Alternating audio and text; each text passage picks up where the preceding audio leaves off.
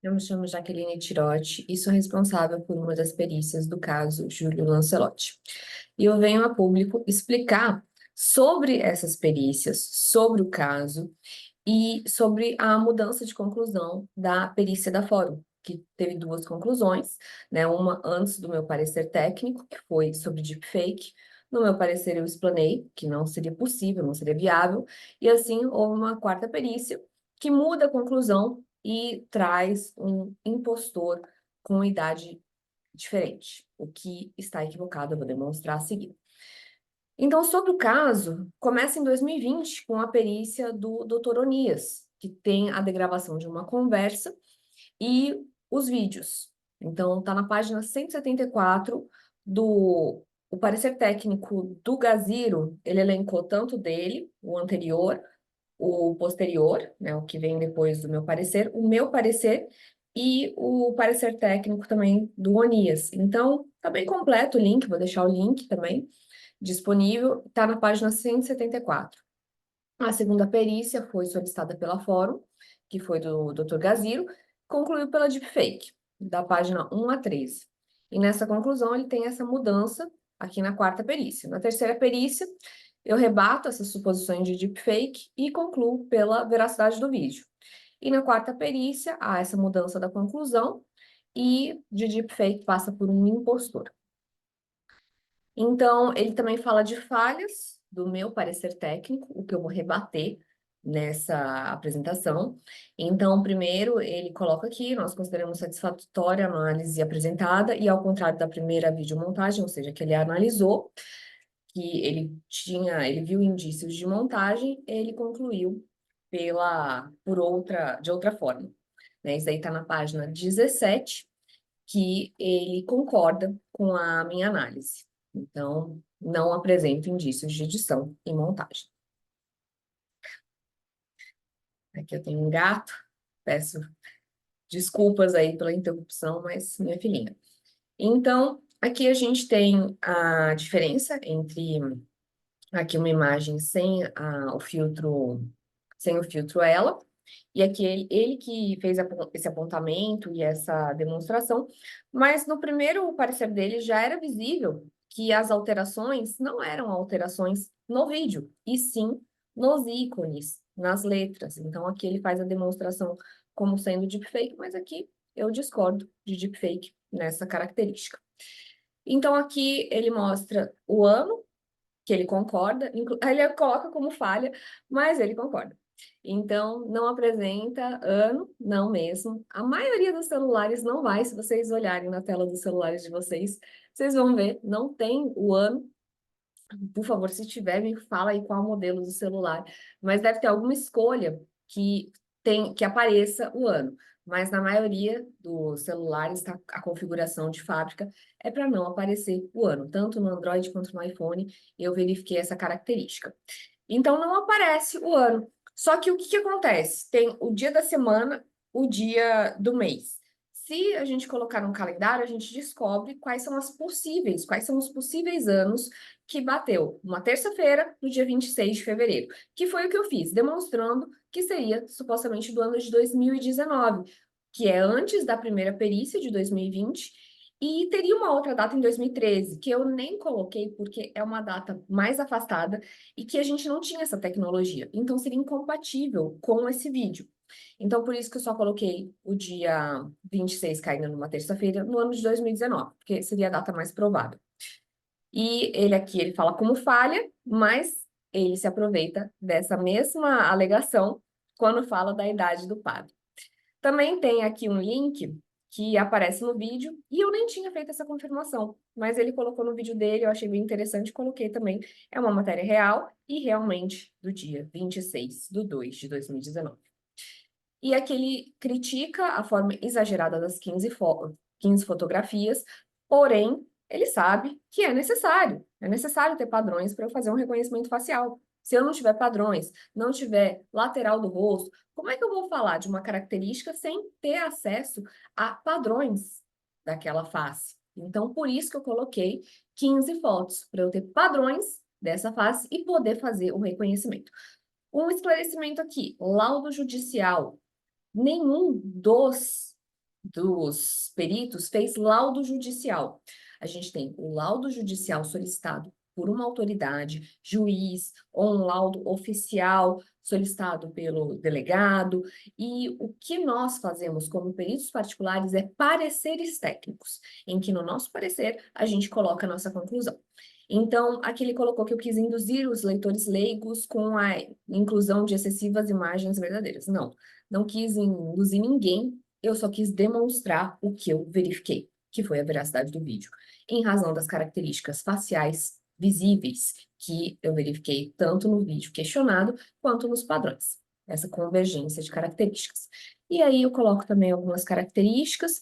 Aqui não houve nenhuma intenção de ocultar, isso aqui é um filtro. E nesse filtro a gente faz a mudança de tonalidade do negativo, ou seja, o que é claro fica escuro. Então, nessa mudança de tonalidade, a gente consegue verificar com mais nitidez as bordas. Então, por isso que a gente utiliza esses filtros na análise de imagens, até mesmo tem gente que utiliza para análise de assinaturas. Eu não gosto muito de utilizar para análise de assinaturas. Para imagens, eu acho que fica mais adequado.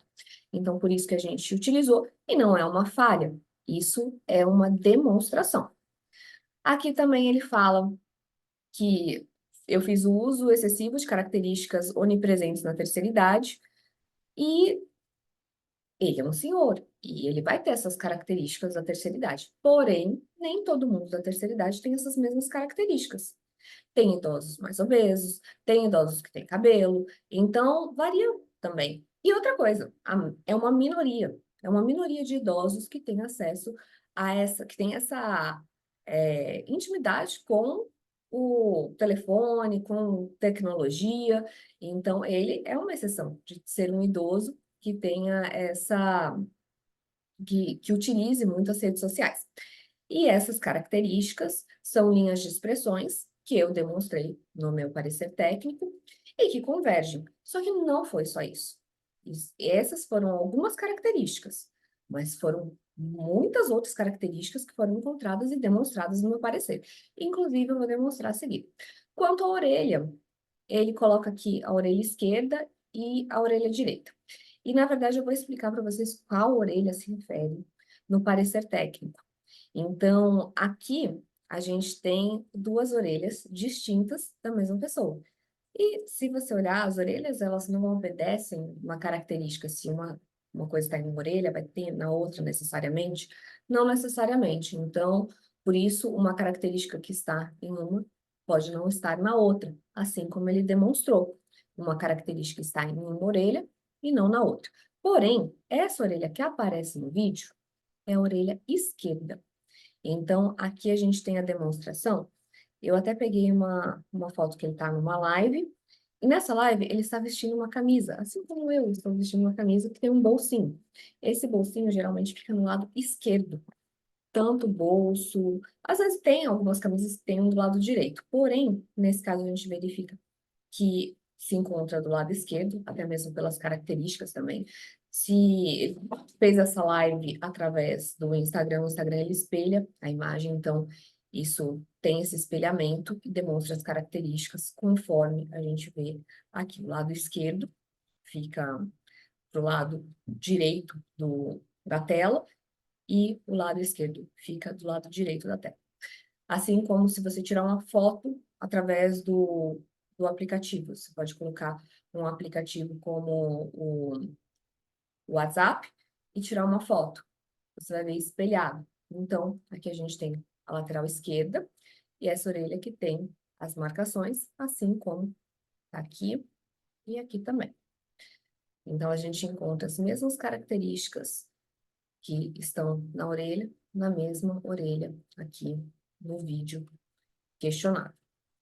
Aqui ele fala de lábios, dentes e fala, e a gente não pode colocar características inexistentes.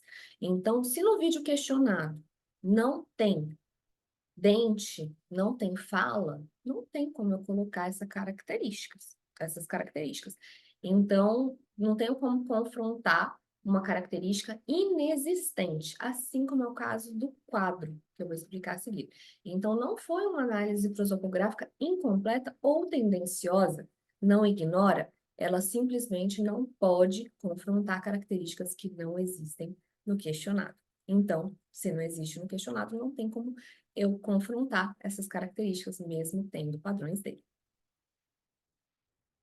Aqui, o quadro fantasma, ele também faz essa menção, né, de tendenciosa, de ignorar, e não é verdade. Não ignorei o quadro. O que acontece? Esse quadro não é o mesmo que está no vídeo, então eu não posso falar que é o mesmo quadro. Porém, aqui a gente pode ter dois ambientes. Pode até ser o mesmo ambiente, mas de lados diferentes. Porém, aqui parece mais ter uma sala e um quarto, né? Que pelo menos pela publicação que eu vi no Instagram, ele coloca como se os Santos estivessem no quarto dele. Então, aqui a gente pode ter uma sala e um quarto, ou seja, cômodos diferentes, o que se encaixa perfeitamente com uma casa. Uma casa pode ter dois cômodos, e nem por isso o mesmo quarto tem que estar nos dois cômodos, né? Então, não é quadro fantasma, até porque eu não cito esse sofá e nem esse quadro, porque eles podem estar em outro ambiente. Embora a porta, geralmente casas obedecem o mesmo padrão de porta. Não faz sentido uma pessoa comprar uma porta para um lugar e outra para outro. Pode até acontecer, mas geralmente tem o mesmo padrão, principalmente as casas mais antigas. E essa porta foi também um dos elementos encontrados no vídeo questionado e nos padrões verificados.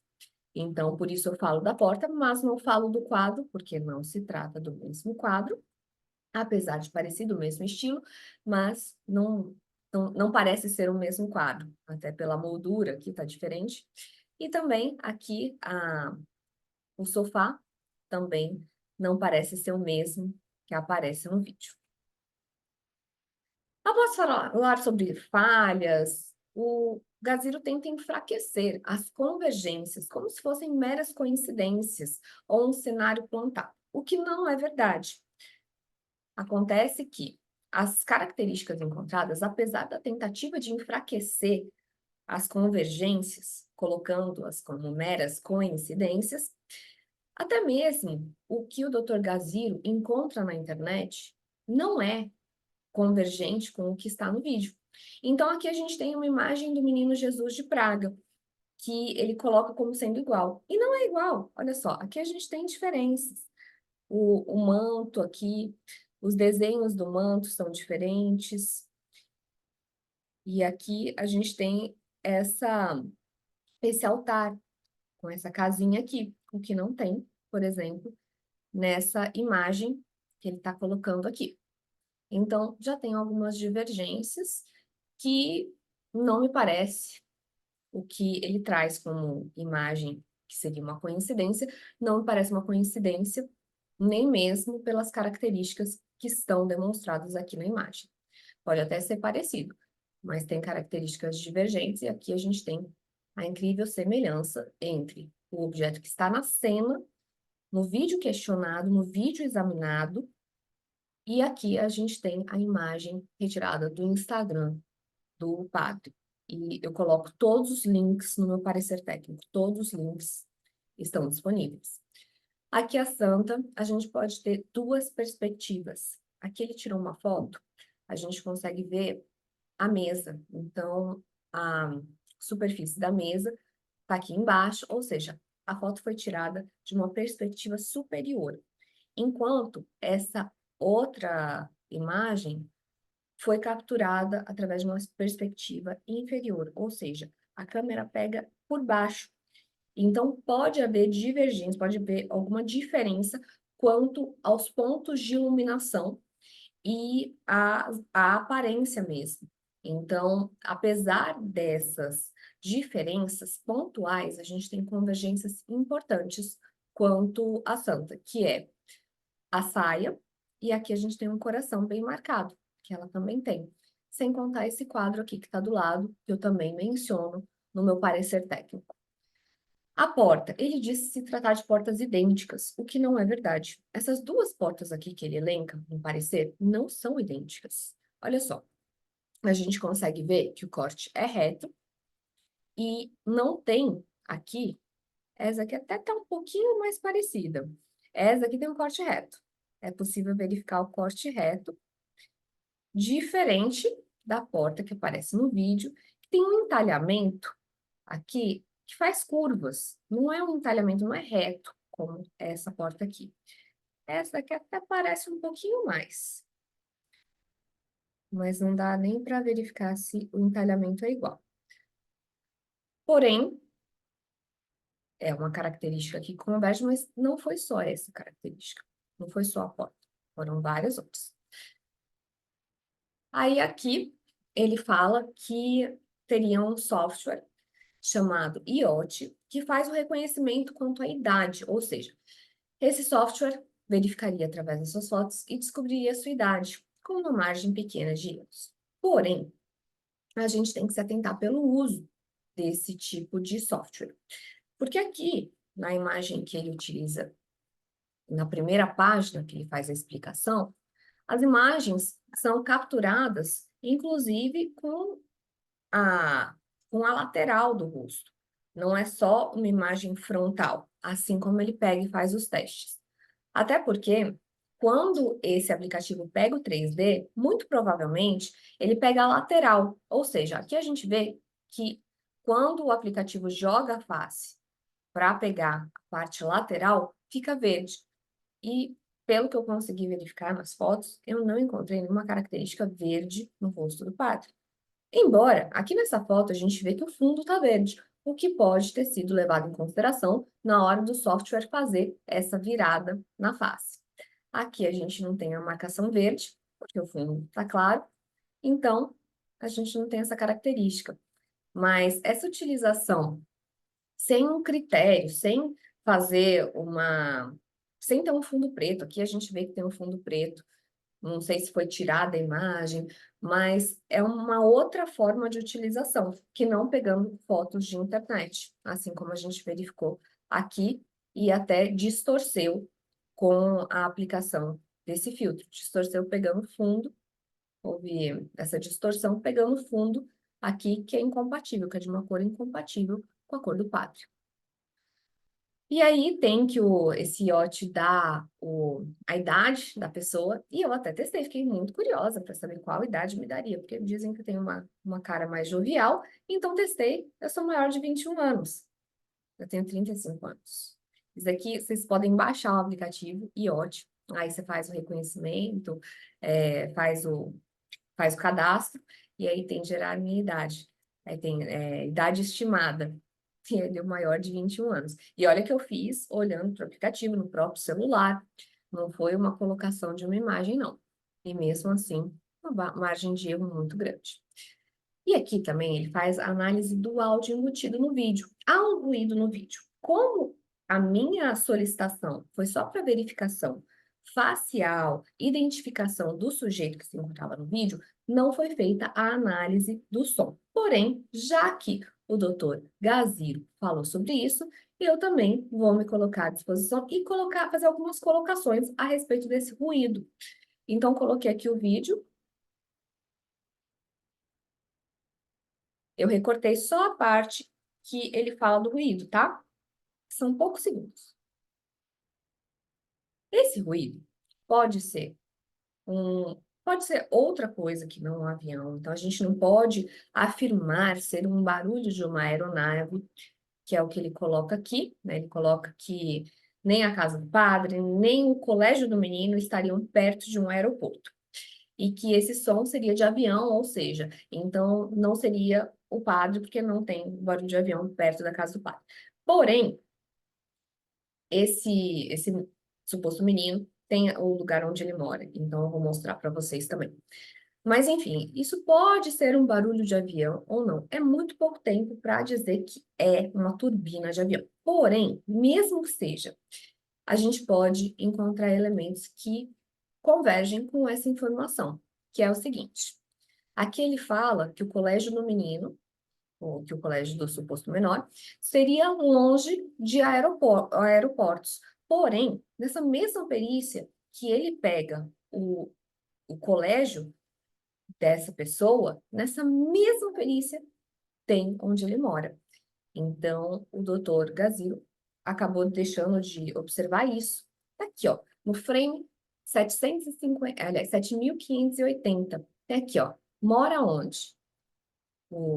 Aqui tem a conversa, né, entre o padre e essa pessoa, que isso foi feito através de outra perícia, doutor Onias, que verificou essa conversa. E aí, essa pessoa fala que mora no Carrão. Carrão, para quem não conhece, é um bairro de São Paulo, que é popularmente chamado de Vila Carrão. E a Vila Carrão fica próxima do aeroporto de Guarulhos. Olha só, aqui a gente consegue verificar. Vila Carrão fica perto da Vila Matilde, perto do Tatuapé e perto aqui de Guarulhos, o aeroporto de Guarulhos, que é o maior aeroporto do Brasil, é próximo, fica uns 15 quilômetros do aeroporto de Guarulhos. Porém, uns 15 quilômetros poderia até não ter muito ruído do aeroporto, né? É relativamente distante. Porém, por se tratar de um aeroporto, a gente deve levar em consideração as rotas, ou seja, se passa avião acima, se passa no espaço aéreo da Vila Carrão. E eu observei isso.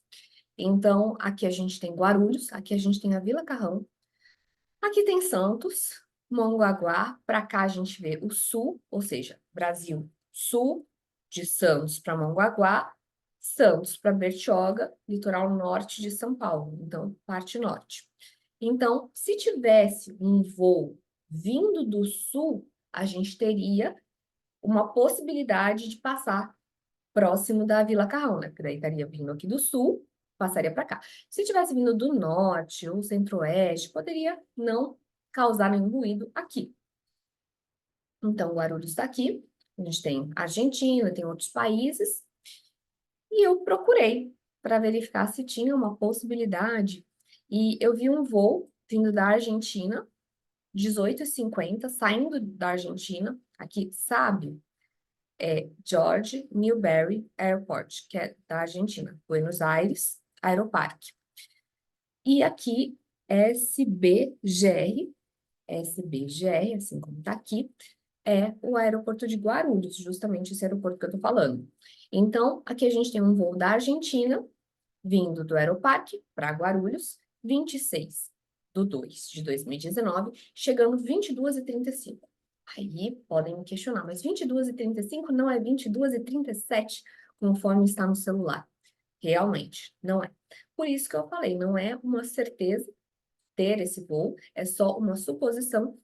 E a gente pode ter também uma flexibilidade de horário. Não sei se vocês também fazem isso, mas às vezes eu adianto o meu telefone, o meu celular, o meu relógio, para que eu possa chegar adiantada. Então, para não ter atrasos, às vezes eu adianto 5 minutinhos para deixar o relógio mais adiantado que eu. Pode ser, mas isso não interfere na veracidade do vídeo.